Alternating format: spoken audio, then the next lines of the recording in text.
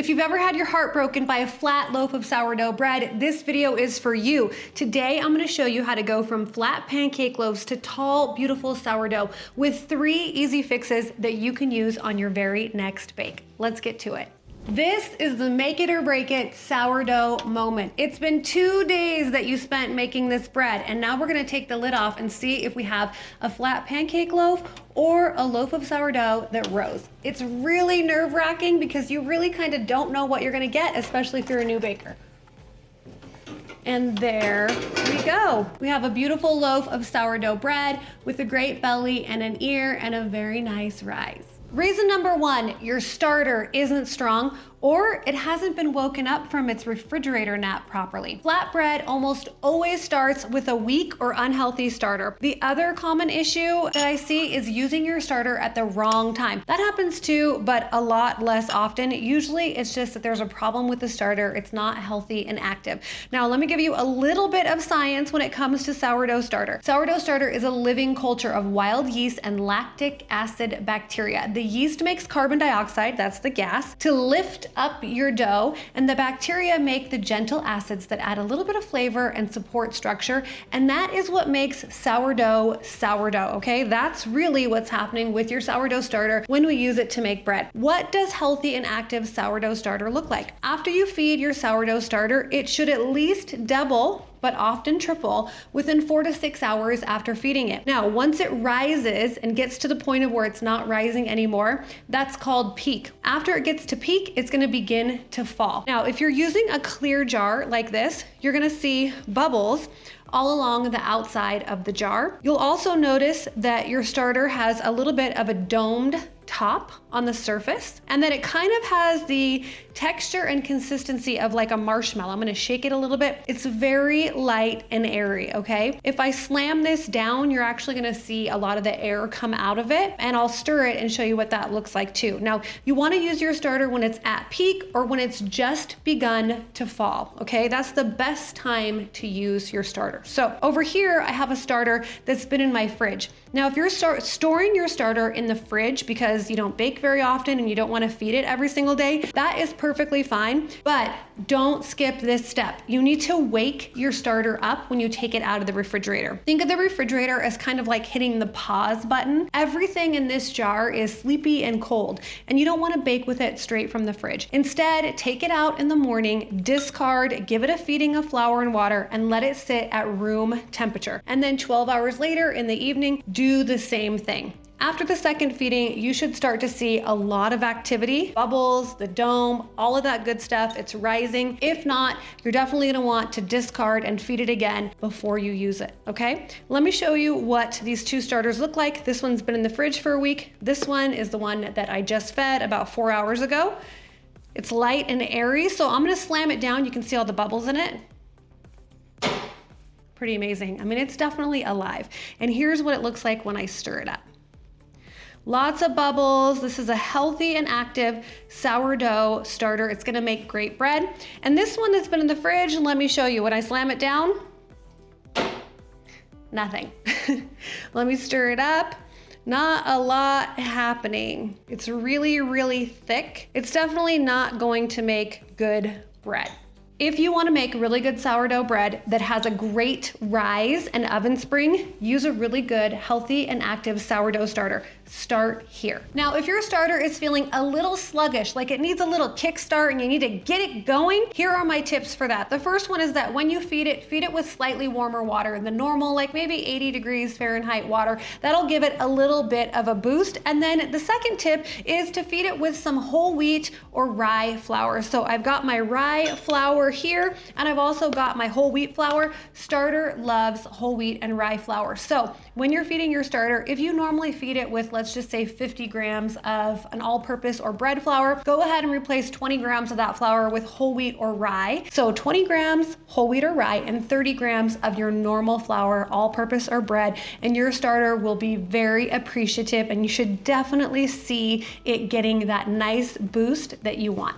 Reason number 2, your loaf looks more like a pancake than a tall loaf of sourdough bread is because you didn't develop the gluten early enough. Now, our goal is to get a really good oven spring. An oven spring is just when we put our loaf in the oven and it puffs up. It's that quick puff of rise that your loaf gets in the first 10 to 15 minutes of baking. As the dough heats up, the trapped gases expand, and all of that wild yeast finishes its last bit of work, and the dough kind of stretches. Imagine like a balloon that's blowing up. Okay, so the dough is going to stretch like a balloon until the crust sets and locks in the shape. But to get a tall oven spring instead of a flat pancake, the dough needs to be strong enough. It needs to have a really strong gluten structure that can contain and hold all of that expanding gas. That's why we want to build up and strengthen our gluten early in the process. Now, what is gluten and why does it matter? Gluten is a network of wheat proteins that turns the wet flour into that stretchy balloon that we were talking about. Really strong, well-developed gluten is going to trap gas, hold shape, and let your loaf rise up instead of falling flat. So if you've got really weak gluten, the gas is going to escape and you're going to have a flat loaf. So how do we build gluten strength in our dough to make sure we have a big, tall, fluffy loaf of sourdough? The first thing we're going to do is start with the autolyse. Now that's where we just combine our flour and water and we let it sit for 30 minutes. That's like the easiest part of the whole process. Mix your flour, mix your water using your hands, let it sit for 30 minutes. That's it, okay? Then we let it rest. What that autolyse does is that it hydrates the flour and starts building those gluten strands. It's forming and organizing the gluten and making the dough more extensible and elastic. So think of it kind of as like a rubber band. You want your dough to stretch out and then snap back. All right, so that's the first part, the autolyse, super easy. I've done it in almost every video that I've done, so you can see how that goes. But now what we're gonna do is the initial mix. And honestly, this is the make it or break it moment with developing the gluten in your bread. And I think one of the most significant reasons why new bakers have flat bread is because they don't do this right. Once you've added your starter and your salt to your dough, you need to mix it like you mean it, okay? I'm getting my hands wet here. This is my dough. I mixed my flour and water, let it sit for a half hour, and now it's got my starter and my salt in it. If you were looking at this, you might think, well, it looks like it's mixed. It'll come together more during the stretch and folds. No, this needs a significant amount of mixing. Like we're just starting on the mixing right now. So I'm gonna show you how I do that. And I'm gonna show you 2 ways to do that. The first way is gonna be using my hands. And the second way, I'm gonna show you how to do this using a stand mixer, because if you have a stand mixer, that is a great way to develop the gluten in your dough. So I'm taking my hands, I'm kind of pinching this together just to sort of get it all together.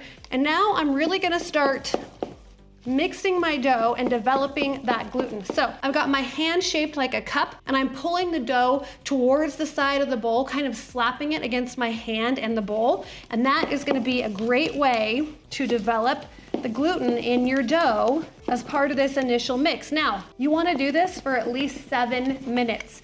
10 minutes if you can handle it. And I'm gonna tell you, this is not easy. Like, this is like arm day. This is the sourdough workout. So you're gonna get tired doing this. But if you don't have a stand mixer, just keep going. And most of the time, especially when I'm making videos for you, I do this by hand so you can see that it can be done. But if you have a stand mixer, and I do, I'm gonna show you how you can easily do this in your stand mixer. So I'm just gonna put my dough right in the bowl of my KitchenAid mixer. Now I happen to have the KitchenAid. I'm gonna put the dough hook on, so let me put my bowl on.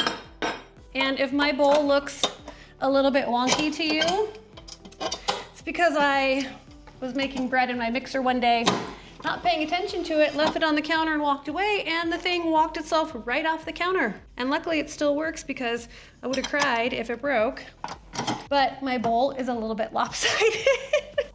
But it still works and I don't care, I don't wanna buy a new one. So I've got my dough in my stand mixer with the dough hook. I'm gonna turn it on to speed 2 and I'm gonna let this mix for 5 minutes. So hopefully you guys can see, I don't know if you can see in the overhead, let me lower this down.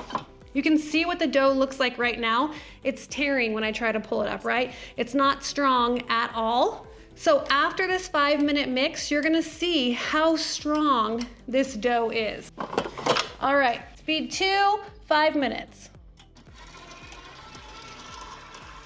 And don't be like me and walk away from your mixer because you'll be very sad when you come back and find it on the floor.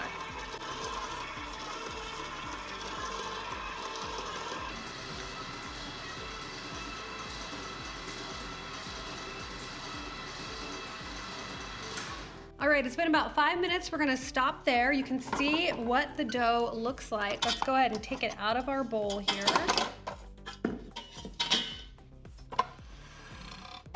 Okay, let's get rid of this. And I'm gonna go ahead and dump it out for you.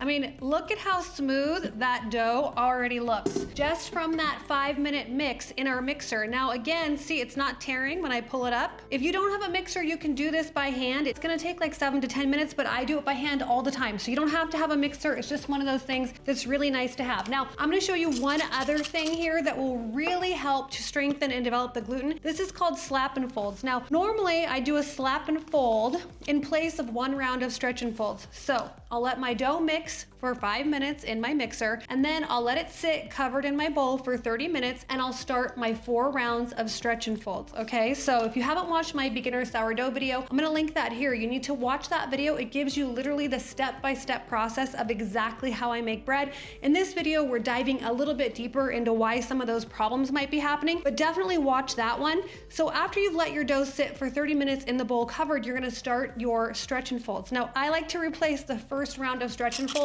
with a round of slap and folds. And this is how you do that. You're gonna grab your dough. I got my hands wet so they're not sticky. I'm gonna grab my dough and I'm gonna slap it down and fold it over. Now, this is actually quite fun to do if you're feeling a little bit frustrated.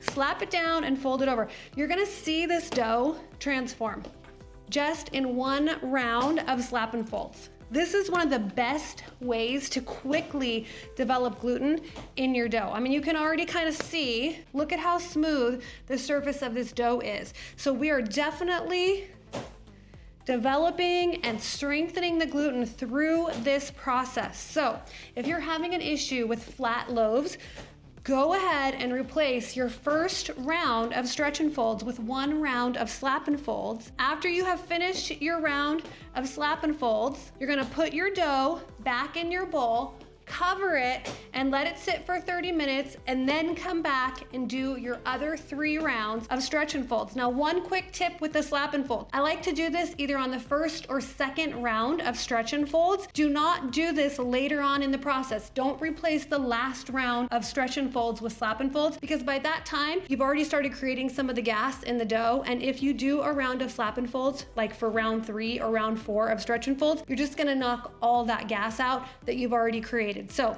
slap and folds can be used for round 1 or round 2, but not after that, okay? So I'm gonna put this back in my bowl. I'll cover it and then come back in 30 minutes for my stretch and folds. But those are my tips for developing gluten in your dough and creating a really strong gluten network so you can get a tall loaf of sourdough. And the third reason why your bread might be turning out flat is bulk fermentation was off. Now, most beginner bakers really worry about over fermenting their dough, but you actually should be more worried about under fermenting your dough. Under fermented bread turns out flat, dense, and gummy. It is not good at all. Over fermented dough will be a little bit flatter when it bakes up, but it will still have a light interior and it will actually be just fine to eat. But you'll definitely know that you've under fermented your dough if you slice into that loaf and it's really dense and it looks gummy. Now, what is the bulk fermentation? Bulk fermentation begins as soon as we add our sourdough starter to our dough. So as soon as you add that starter, you have started bulk fermentation. Now, if you were making bread using commercial yeast, bulk fermentation would be like proofing the dough. It's when the dough is rising, and it happens while your dough is sitting in its container and you're not really doing much, right? We've done our stretch and folds and now our dough is just sitting and bulk fermenting. It's where your dough is gonna gain all those gases that help it to rise, it gains flavor, and it gains strength. This is where the dough becomes alive and puffy. Now, what do you look for to know the bulk fermentation is done? The first thing that I tell all new bakers is to look for your dough to have doubled in size. I like to put my dough in a clear container with straight sides so that it's really easy to tell how much my dough has risen. So if you look here, you can see that the line here, the green line, is where my dough was when I put it in this container, and you can see now that it has clearly doubled in size. The other thing that I like to look for is that the surface of the dough has a domed top, almost like a little muffin top. It's pulling away from the sides of the bowl. You can also see all of these bubbles on the top, right? We have definitely developed some gas in this dough, which is what we want. If you look at the sides of the container, and I'll go ahead and turn this for you, you can see all of those amazing bubbles in this dough here. And that's letting us know that our bulk fermentation has happened, our dough is alive, and it's just about done. Now, the last thing that I look for is that my dough feels light and airy, kind of like a giant marshmallow. So I'm gonna give this container a big shake, and we wanna see the whole mass of dough moving. Here we go. There you go. You see how the whole mass of dough is moving? And then I'm gonna reach in and I'm gonna pull some of this dough away from the sides of the container so you can see what it looks like. So I'm gonna get my hand a little bit wet, and I'm just gonna reach in and pull it away from the sides of the bowl. So you can see it's really light and airy, just like a giant marshmallow. And those are all good signs the bulk fermentation is done. Now, what is not a good sign that bulk fermentation is done? Looking at the clock. Just because a recipe tells you that bulk fermentation should be done in about 4 hours, that doesn't mean it's gonna be done in 4 hours. That is just a guide. You really need to learn how to read your dough and to look for the signs that bulk fermentation is done. This will make a huge difference in how much your bread rises when you're baking it. So don't watch the clock. Instead, listen to the dough and try to understand what your dough should look and feel like to know that bulk fermentation is done. And my last tip here, when you think that bulk fermentation is done, let the dough sit for another 30 minutes. If your loaves look a lot more like this pancake loaf than they do this tall loaf of sourdough bread, don't worry. Fix these 3 things and you'll be making beautiful tall loaves in no time. And the next time you lift that lid on your Dutch oven, I want you to feel happy. So do these 3 things. Fix your starter. Make sure you're using an active and healthy sourdough starter. Mix your dough like you mean it. And I mean, get in there and mix it really, really good. And take your time on bulk fermentation. Let your dough take the time to double in size. You will see a completely different loaf of bread. And for a full start to finish video of me showing you exactly how to make sourdough, watch my Perfect Sourdough Beginner's Guide next. I'll see you over there.